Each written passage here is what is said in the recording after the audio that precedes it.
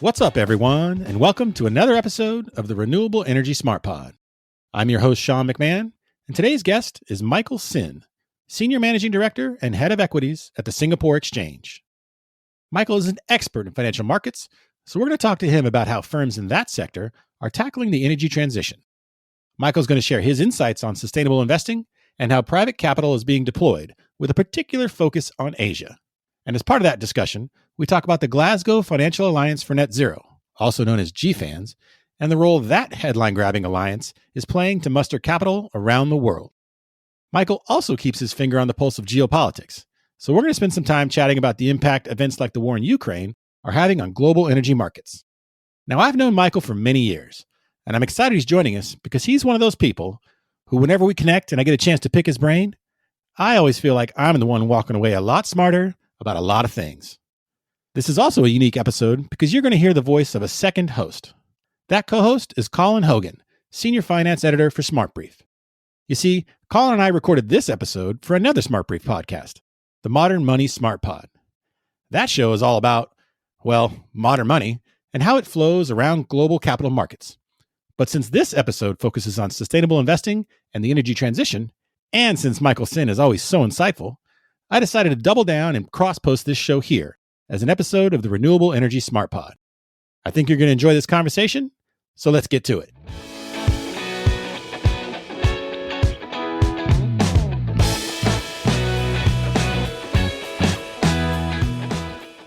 Hello, everyone, and thank you for joining us for this episode of the Modern Money Smart Pod. My name is Sean McMahon. I'm joined by our co-host, Colin Hogan. And today we have a very special guest. Michael Sin is the Senior Managing Director and Head of Equities at the Singapore Exchange. Michael, how are you doing today? Very good. It's morning for me. I guess it's evening for you. It's great to see you guys. I mean, I just caught you guys a couple of weeks ago in Boca, so that was good fun, and it's just good to see you guys again. Yeah, exactly. We're doing a lot of hopscotching around the time zones of the world for this recording here. And you mentioned, we saw you at FIA Boca. We had a wonderful conversation there during lunch, and that's what kind of spawned this episode. We were talking a lot about kind of sustainable finance and private capital being deployed to the energy transition. So we wanted to kind of bring you on the show to talk a little bit about that. So let's just get right into it.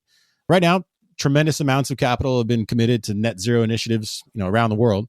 And so what trends are you seeing in terms of how that capital is being deployed to tackle the energy transition? So if I think about the landmarks in the recent past year or so, there's a couple of things, right? Leading up to Glasgow, this big boondoggle where people around the world actually did come together to make sure that they retraded on this topic of climate transition and agreed a path forward. But heading into that, what was very evident, at least for us out here in Asia, where the topic of climate change, environmental degradation, and adaptation were always there. Asia's a big place. The conversation happens on different levels in different parts of Asia. But COVID, very interestingly, alerted people's minds. I think there's a couple of factors. One is you're actually in the room, you feel under assault by something unknown, and that sort of opens people's minds and sensibilities to, hey, maybe I should pay attention to this topic.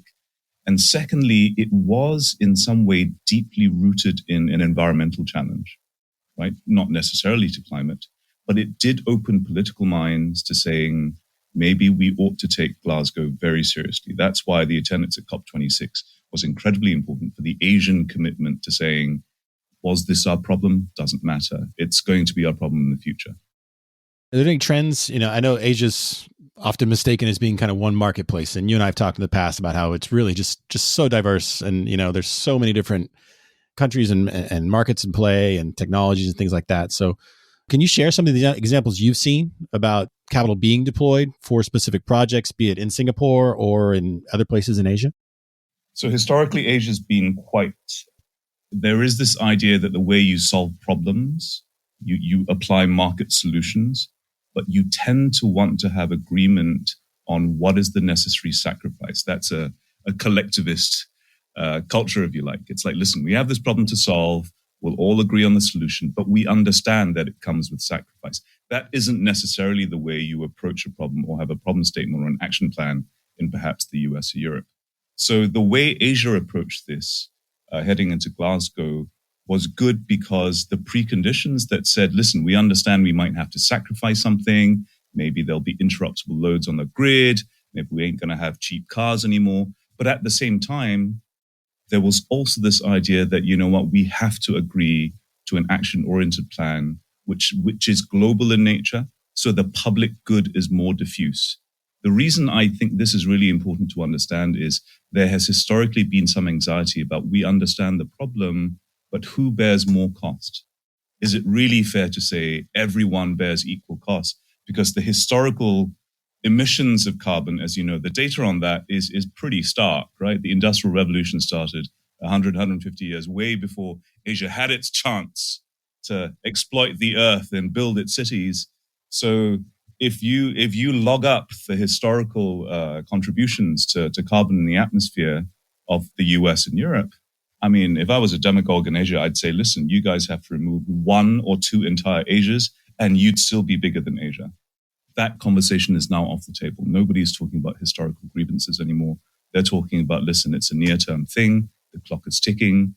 What I think is worth watching, which is drowned out maybe in the recent noise over what's going on in conflict, where does China stand in all of this? Are we supposed to isolate China because of their hostility? Is China's burden, meaning the impact of climate change on China, is huge. China's impact on global climate change is also huge. So they are motivated and committed, I believe, to actually having to undertake significant investment in renewables, significant changes in their gen stack, significant measures to deal with climate change. And that does move the needle. So, Michael, are there any types of renewable energy products or climate technologies that you see getting more attention from financiers than others right now? The amount of money that has been stated as being necessary in Asia is mind-boggling. It's trillions. So I'd say a handful of things have happened recently which are worth noting, right? Which is, what are the follow-ups from Glasgow in Asia about the commitments that were made? A lot of commitments were made, but we have to see those turn into action, right? So we might talk about that later. What is GFANZ? What do financial services people, what does the industry have to do through its private sector actions rather than through government actions? But out here in Asia, I think that it's not often realized that the EV revolution, the renewable revolution, really the center of gravity is China, because they are the largest investor and the largest producer in renewable tech in many ways because of the size of the market. They got there early with batteries. They got there pretty early with EVs. They still have a very significant coal footprint. But where China leads in manufacturing of things which are affordable, solutions which are implementable, it actually makes it very doable for the rest of Asia. I would say that Asia is idiosyncratic, especially when security issues have turned up in the last 2-3 months, because the thing that's interfering with this straight trend of let's go solar, let's perhaps even go nuclear, the thing that's interfered with this is, we are deglobalizing. Energy security is now a thing. So how do I prioritize my energy security? Say you're in Japan, let alone Singapore, where all your molecules are imported. How do I prioritize energy security over my move towards decarbonizing my economy? So these things can be compatible, but very often in the early stages, they're conflicting, because what you're trying to do is secure yourself.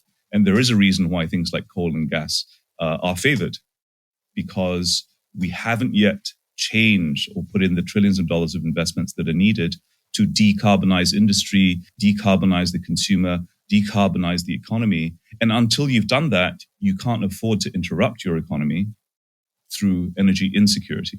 So in fact, demand for coal is on balance, demand for gas is on balance. And you're even seeing this in the EU, where the strongest commitments came. But once you interrupt gas supplies, your immediate imperative, what's my gas security, right? The US has made commitments about phasing out fossil fuels.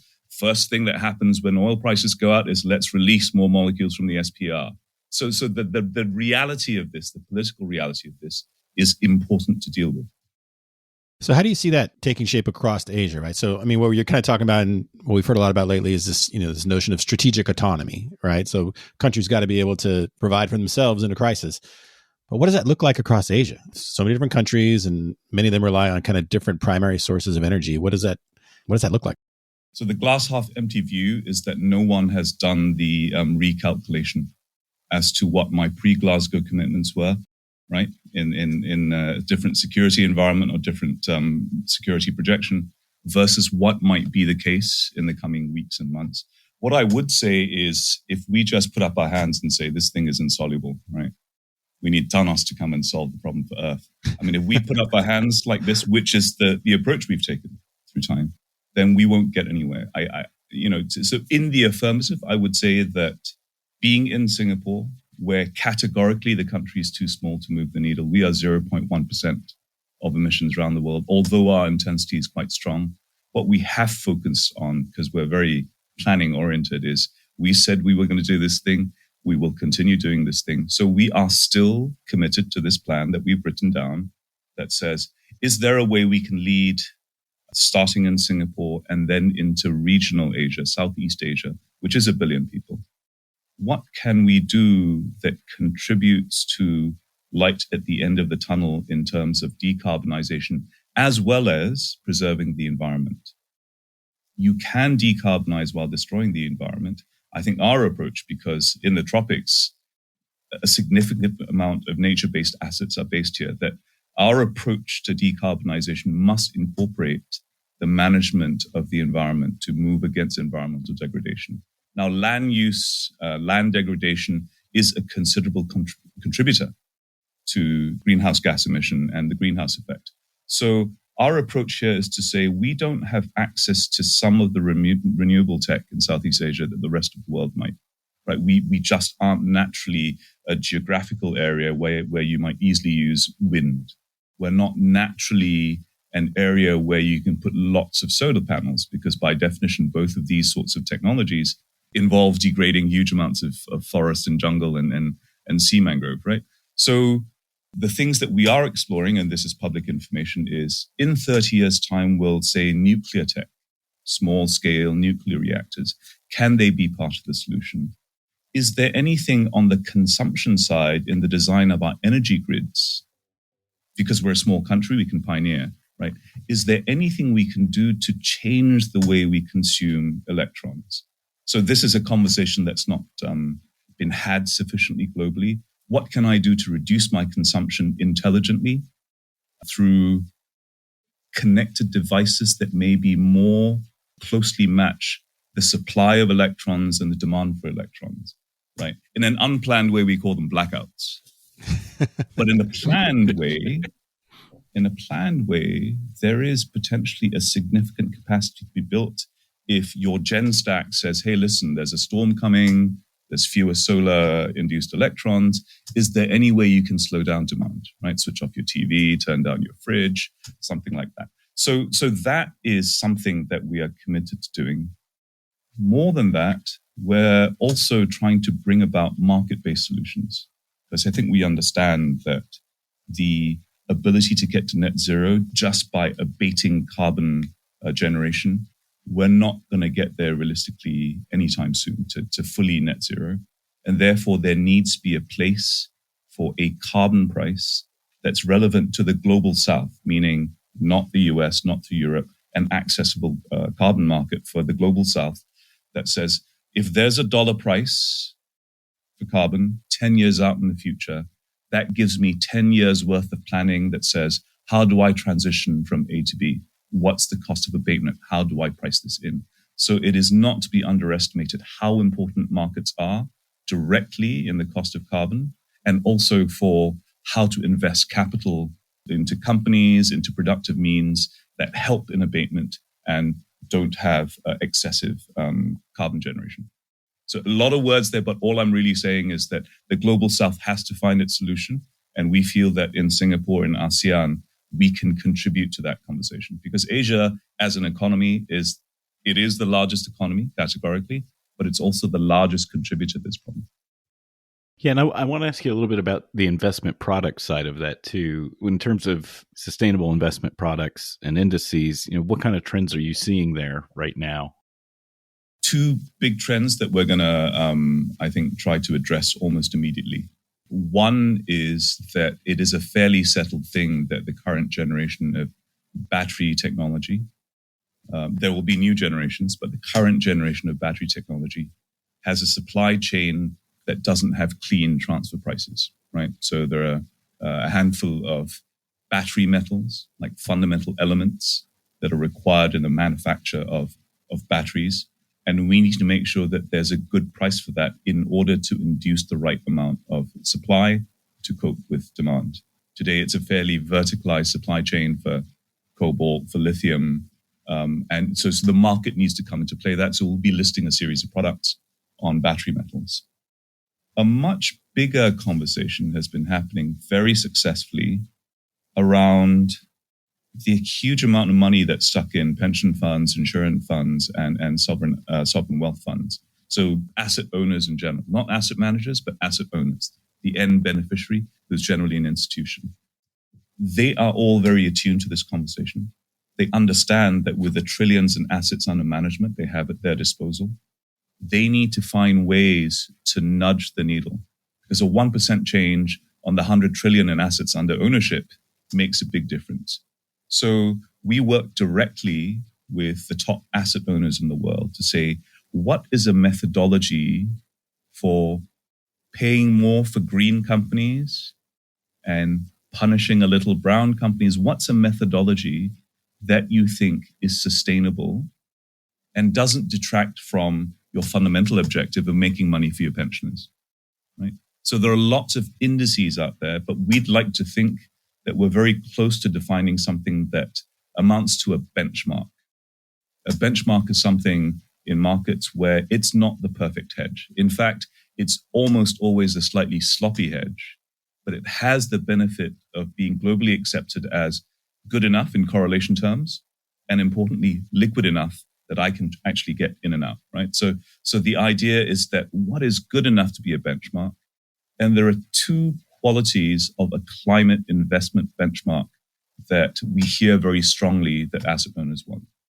One is simplicity. They call it parsimony, right? It's an engineering term. It means as few terms, as few complications as possible to express the idea I want to express.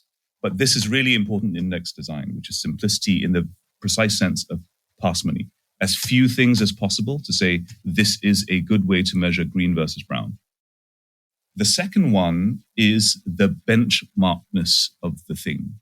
You have to find a vector, a direction, an eigenvector, if you like, that says this is actually a fundamental axis. That if I go in this direction, I invest in this direction, it over almost all scenarios does nudge towards green and away from brown. So we have a series of, a global series of indices based on stock markets using a methodology that gives both. So how does it do this? How is it different from today's general cap-weighted indices? It's different in one fundamental way. Today, when I invest in the S&P 500, I invest in an MSCI or a FTSE index, the composition of the index just depends on what the price was last night or today. It's market cap weighted. To have something which promotes green and punishes brown, you need to have some information in there about what was the carbon trajectory of the company leading up to today, because their historical behavior has some bearing on what the momentum might be, right? If they've been doing really good, they've been cutting a lot last 3 years, there is information in there that says they are very likely also to continue that trajectory. So your index now needs to have some memory beyond yesterday. The second thing you need is some data-driven, non-subjective way of saying, what is their likely trajectory in the future? And this comes from disclosure around science-based targets, right? So we have a way of saying, look, this company has expressed fairly decent credibility, and that in combination with their target setting gives me some information that they will in fact be getting a little more green in the future. So two things are different from a standard market cap index: a bit of memory and a bit of forecasting. And this has not been done before in index design. So we have designed a methodology. We have a series of white papers published under our company's Scientific Beta. It's associated with a scientific institution, a research institution in France. And we intend to productize this through the publication of research and indices, as well as, hopefully you'll see soon, a bunch of benchmark ETS and derivatives. And this will cover the market cap of all countries' world. Wow. I mean, I look forward to seeing those papers published and those indices released. So you mentioned a few minutes ago about the role of carbon pricing and carbon markets. So what's your view on that? I mean, right now we have, voluntary carbon markets, compliance markets. How big of a role will those play in this energy transition? It's really important to have that price. As I mentioned earlier, if you accept that it will be necessary to offset and not just to do absolute abatement, you must have a carbon price, not just a spot carbon price, but you need to have a term structure of carbon. And when you start looking at the term structure of carbon, there's two things in there, as with all commodity markets, right?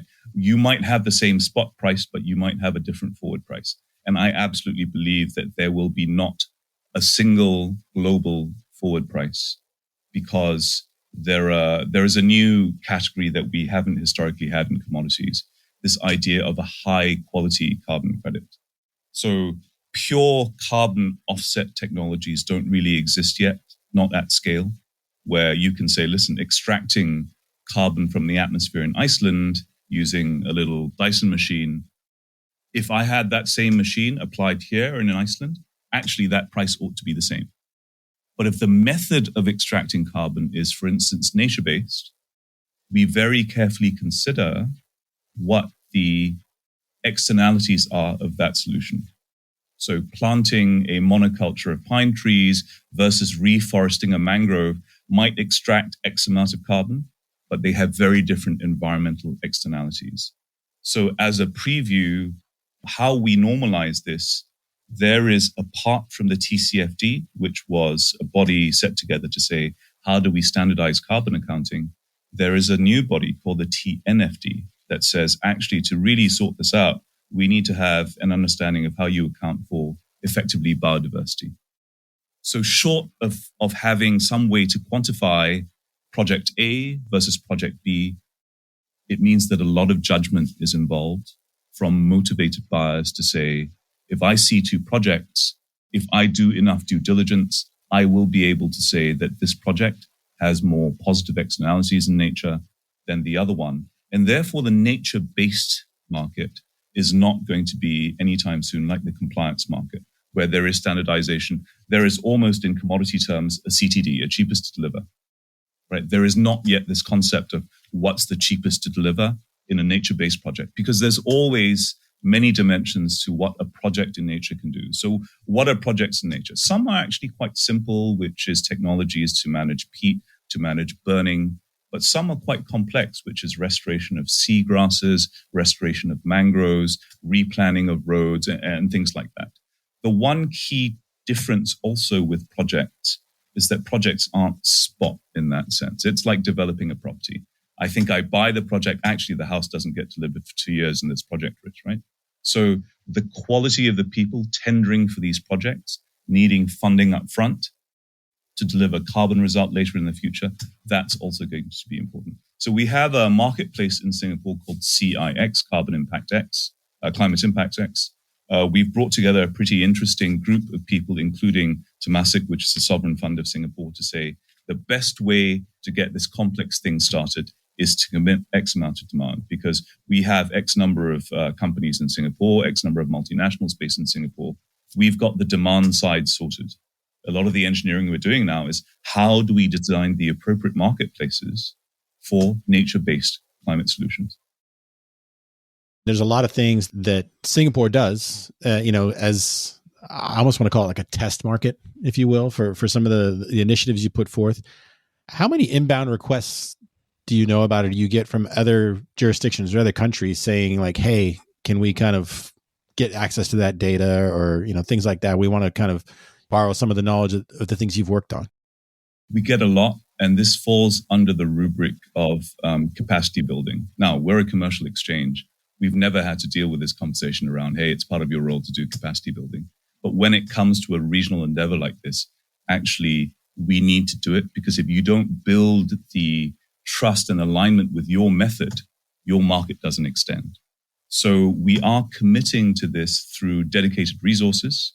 We are also working through GFANs. I mean, the news isn't public, nor is it disclosable at this stage. But we know that for GFANs to succeed, GFANs, again, reminding everyone, is the commitment of financial service providers across the world to help bring about climate solutions and climate financing. We know that Asia has to be part of that solution. But as of today, only, say, 15% of the membership's from Asia. And we know that that needs to go up. So we are working very, very closely with GFANs to say, you need to have a leg anchored out here. It can't just be a Eurocentric or US-centric conversation, because the capacity building, the alignment that you need to build, the financial institutions you need to bring on board, that needs to happen.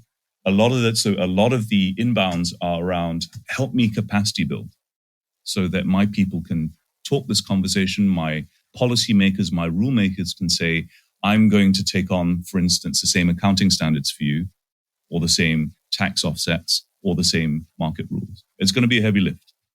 So regarding GFANs, we're now about a year out from when that launched. How would you rate the work that has been done so far? Well, the public reviews ain't great, right? Which is people rocked up with 150 trillion. There was an ETF quite famously launched. It's a great fanfare. It was seeded with 10 million. And then they pulled out 9 million. So the poor fund managers left with 1 million. So on the surface, it's been one of those greenwashing type height events. I mean, even heading into it, 40,000 people flew into Glasgow. There's something abjectly morally wrong about wanting to save the environment and then flying into Glasgow for that. But that's the world we deal with. That's the price of consensus. I would say that I can't speak for the world. I mean, these are all observations. I would say that when that question was asked, actually, of one of our senior politicians and ministers, he said, hey, listen, the difference about the way we do things in Singapore and the way we try and push things forward is when we say we're going to do something, we think carefully about our commitments, but when we commit to something, we will execute, right? That's just the modus operandi of a small city-state. So we have committed to getting things done, and we will continue to execute. What are the other things that derive from GFANs that I think are the big holes to be filled? I think it's actually making sure that asset owners, fundamentally the guys with the money, haven't had such a significant change in their strategic outlook on investments in the face of inflation, right? In the face of the oil and gas picture in the last 2-3 months, where a lot of the consensus was, well, we're going to strand fossil fuels, oil's going down to $10 again, or $5 or whatever it is. And then oil's just going to disappear off the face of the earth. That's changed. Right, that's changed just a little bit. Yeah, those prices just a little bit. And there's a bunch of extreme activists who'll say, "But this is the carbon tax we always asked for." So this is glorious. High oil prices destroys demand and promotes transition. And what we're supposed to do is welcome these high oil prices and not react on the supply side. We're supposed to let the market take care of this problem, right? But that's not the way we're reacting. The politics, the reality of politics on the ground is, while we made a commitment to decarbonizing the economy, actually, we need to motivate more production, more molecules. And that's a political reality, because the truth is high oil prices in the near term, they don't hurt the rich. They hurt everyone else. And we haven't yet sorted out the transition financing in the most basic way. How do you move money from people who can afford high oil prices to people who can't afford oil prices? That's a political problem. That's a domestic problem. If we solve that problem, actually one of the preconditions is already in place, right? High oil prices is an almost effective carbon tax. So coping with high oil prices, on the flip side, does motivate the investment case for certain kinds of maybe renewable tech or alternative tech that maybe weren't as easily motivatable in the absence of a carbon price. So what I'm saying is high oil prices have some of the positive benefits of a functioning carbon market, because it is de facto a carbon price. Are there any areas where you think the alliance has been successful? So the conversations that are happening continue. And we know that motivating change at this scale requires dedication to a mission that's been stated, and it takes years and decades of continuous application. So I would say that behind the scenes, in the deep plumbing of the conversations we're having, for instance, in the climate indices, there continues to be significant work. We should be able to demonstrate progress on more asset owner portfolios which are taking on these climate consistent indices. So I would say that's going to be the biggest public statement of progress and success. Because the message we're trying to send, at least in the investment world, not in the commodities world, is impact investing used to be thought of as I'm investing in something where I can see very high impact, and because of that, I'm going to give up some returns, right? But we think that in our world, the markets world, the benchmarks world, impact investing is choosing and agreeing on a benchmark, investing and trading and making it liquid, because your impact is making that benchmark liquid. So that people say, okay, it's not just talk. There's a thing or an index that I can invest in that's reasonably well engineered that helps put my investment dollars to work, more green, less brown. So that angle of impact investing is our specific focus when it comes to the commitments we've made under GFANZ. You mentioned the greenwashing and stuff like that. A lot of critics say the financial sector is full of, all talk and not so much action, right? So what are some ways that firms can start to convert all that talk to action? Is it just, is there enough deal flow out there to stand up a bunch of renewables projects or to get some of these indices, really, really vibrant? And, what does that look like? What can firms do?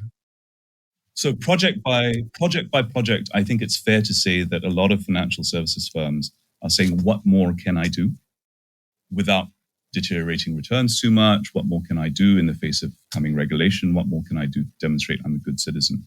So we've had certainly the banks here all scramble to be able to at least demonstrate early steps, because it's really difficult. If you're a traditional insurance manager, you're a traditional bank manager, your risk management instincts are all about credit and markets. It's not about the environment. So project by project, or ETF by ETF, mandate by mandate, product by product, green bond by green bond, they're doing more. But we also know that in markets, it's not the number of things you do, it's what's the cumulative impact. So I would say that as an exchange, which is a part of at least an ecosystem, and as an engineer, we need to do two things and then start sandwiching them. On one side, we need to make sure that the basic data available is better. So as a stock exchange, we've done a lot of work that, again, we're trying to share with the region on disclosure, right? And it's meaningful disclosure, easy disclosure, comparable disclosure. So effectively, we're rolling out standards, regulations, as well as technologies to let companies easily disclose. And we have to prove to them that investors gave them some credit for not just disclosing, but improving, right? So the basic data set has to be there. On the other side, as an engineer, the thing that's missing is a true understanding of the whole of systems impact. We all know the law of unintended consequences. So your one project, your $1 may in fact not be leading to any systematic change, even though you felt good about it. A really good example, if I could just take an example outside of markets and someone I work very closely with, in my personal time, is in global air travel, right? So it's a big conversation about let's stop using fossil fuels, let's start using sustainable aviation fuels, because that's got a low carbon footprint. Now, aircraft people and air travel people, being engineers, have modeled this. There's a very specific project that's backed by the Prince of Wales at the Whittle Laboratory, young, charismatic professor, Professor Rob Miller. And he's put this out there. In fact, he had a video in Glasgow saying, be careful what you do, because when you plot this end to end, and he's built this model and rolled this out in the cloud, you find that there are times when using sustainable aviation fuel leads to more climate damage than not. Because a lot of the impact of air travel isn't just in the fuel you burn, it's in the contrails that you generate. And depending on when you fly, what fuel you're flying, you might actually give out more cloud effect in a contrail and cause more global warming. So the mechanical understanding of a whole of systems impact of certain measures, it's necessary if you want to decarbonize an entire sector, let alone an entire ecosystem. So that second part is where we're also going to have to work through GFANs to help people understand. Let's say we want to pick EVs as an example. For each economy that rolls EVs out, you need to understand something about the grid. You need to understand something about the disposal of batteries. You need to understand the cost of importing parts. You need to understand the source of energy that goes into the EV. EVs aren't categorically good in and of themselves, right? So that's an example of whole of systems thinking, which I think is the lagging part of the conversation. But if we can get the systems modeling and the data disclosure right, then absolutely all these financial institutions will then very easily be able to say, listen, I've got $1 trillion I want to apply to this problem. This is how I'll apply it. And this is how it interacts with your trillion. All right. Now you mentioned disclosure a couple of different times. I know you said that Singapore is working on, their own kind of disclosure principles. Here in the US, the SEC just released its, proposal. Any concern that there's just ripe for arbitrage there? Or are you hopeful that there might be global standards? How does that shake out? There are concerns, but probably it won't be arbitrage because there's been pre-work done, quite unusually with very active participation. So unlike the IFRS versus GAAP conversation, the equivalent of IFRS for carbon accounting, TCFD, I think that's relatively universally accepted. So at least for the core metrics around climate, I think there isn't much room for arbitrage. A lot of the engineering will be, what do you consider an auditable truth for scope 3, as an example? But I think we'll get there because these are international committees. So in public markets, I think we're actually in good shape, although a bit late for disclosure. But if you look at the disclosures that most regulators like ourselves are rolling out, the core metrics are very similar. The challenge is there's a lot of different standards out there that need to converge. And once you get beyond the same core 30, 40, 50 metrics, especially when you head into S, social metrics, right? What does diversity actually mean in one society versus the other? Then there's room for interpretation, room for judgment. But around carbon specifically, it's pretty normalizable. The challenge actually is, so we look at oil as an example, right? As we have more and more disclosure and pressure on listed oil companies, the IOCs, I think we can see at least a tendency to a different behavior. But people forget that the greatest arbitrage is no longer to be a listed IOC, right? There's more oil generated out of national oil companies, which were never listed in the first place. So Saudi Aramco or PetroChina. So these rules don't apply to those guys. That's the arbitrage. Regulated versus private equity. So that part's beyond my pay grade, but how soon can a really powerful leading regulator like the SEC say, no, listen, man, all this stuff also applies to private companies, private equity, because we've seen that trend. There's a reason why people say maybe the arbitrage makes more sense to go private. Okay, now stepping back and just kind of taking a broad look at Asia. And I mentioned earlier how, sometimes it's a misnomer and kind of people just view it all as one entity. But with so many different countries or even firms within various countries, next 5 or 10 years, how do you see the energy transition being managed? That's a huge question. That's why I saved it till the end, Michael. Yeah. So firstly, the number one follow-on observation from your lead-in is to say that national boundaries matter more than ever because the politics of energy is still national. I would say that I am somewhat optimistic about South and Southeast Asia as distinct from North and East Asia, right? The security situation is slightly different. In North and East Asia, there are major almost developed economies. You think about China, Korea, India, Japan, Taiwan. And their energy security situation is a very stark one. We import our molecules, we protect our sea lanes, we try to decarbonize. Do we go nuclear?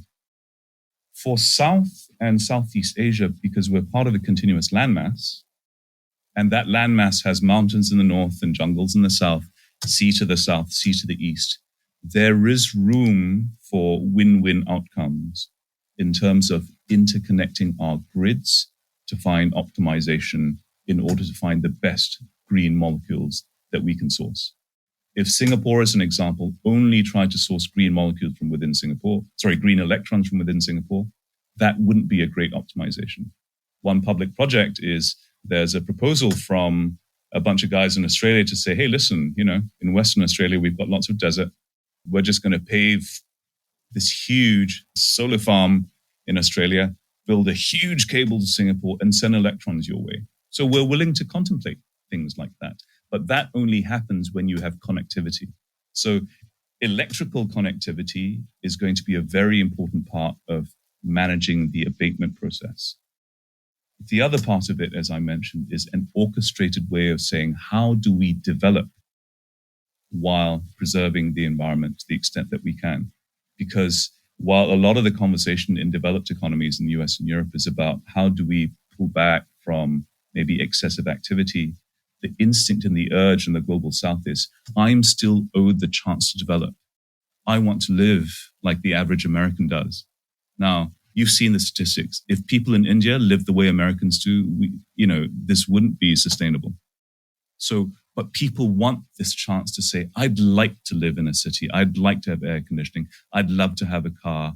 I'd love to have an apartment. So how do we manage those real world needs, those development needs, while limiting the impact? So I'm very positive about South and Southeast Asia's ability to do this. Why? Because we aren't that integrated in the first instance. Unlike Europe, we never went full harmonization and then now maybe sort of trading back. Actually, since 50 years ago, since the Second World War, we've been fairly balkanized. We've spent 30, 40, 50 years figuring how to work with each other step by step, open borders. And I think that trend has still got room to continue because of the development instinct. Everyone knows we owe the people of South and Southeast Asia a chance to develop. And when you're building up, you have a chance to engineer right rather than peeling back. Well, you're right. That was a big question, but I'm not surprised you answered it quite succinctly and very well. So thank you for that. Hey, listen, before we get out of here, I just want to kind of focus a little bit on some of the things SGX is doing there at the exchange. I looked around and just did some research on what you guys are doing in terms of sustainable investing. And it seems like you're kind of taking a multi-pronged approach to that. So kind of talk to us a little bit about some of the initiatives you have going on at the Singapore Exchange. Okay, so succinctly, there's three pots of things that we have to do. One is in the stock market, one's in the futures market, and the other one is just as an operator trying to build alignment and standards and outreach. So in the third category, we referred to this earlier, capacity building. We are very committed to helping people understand the issue and the possible solutions. So we're working very closely with all the relevant institutes. We're represented on the TCFD. We are one of the founders and leaders in the TNFD. And of course, we're one of the early founding members of the financial services subgroup of GFANZ. And we hope to bring more of that to this part of the world as part of our capacity building in sustainable finance, right? Thought leadership, market building, market structure alignment, rules and regulations, and disclosure. In the stock market, the main lift we have to do is get our entire pool of listed companies on board this conversation and to bring investors to them, their shareholders to them, to help them understand the more of this you do, the more capital will come your way. So that comes with a carrot and stick. The stick is disclosure, regulation, persuasion, board director training. The carrot is making sure that the investor side makes it amply clear to our listed $1 trillion worth of companies that this is the right direction and they will be rewarded for it. So that's the stock market challenge, which all stock market operators have to deal with. In the derivatives market, we're very precise in the way we feel that we can and can't contribute. Futures aren't an investment tool, right? So I hear this a lot. Oh, poor guys at the Merck. It's like, you've got coal listed. That's a bad product. It's like, look, man, it's not an investment. It's a future. Every long has a short. You need to have term structure, liquidity, and pricing for even coal in order to have a transition. There's no point having a carbon term structure out 10 years, trying to transition out of coal, and I don't have a 10-year price for coal, right? So in derivatives, it's incredibly important that we establish liquid benchmarks with term structure for all the building blocks of the Asian economy. And we continue to do that. And as I mentioned earlier, we're building a new category called battery metals, which we believe will be important. The biggest part of our lift will be in equity derivatives, equity index derivatives, where I mentioned that the most active participants in this will be asset owners. They are leading this conversation.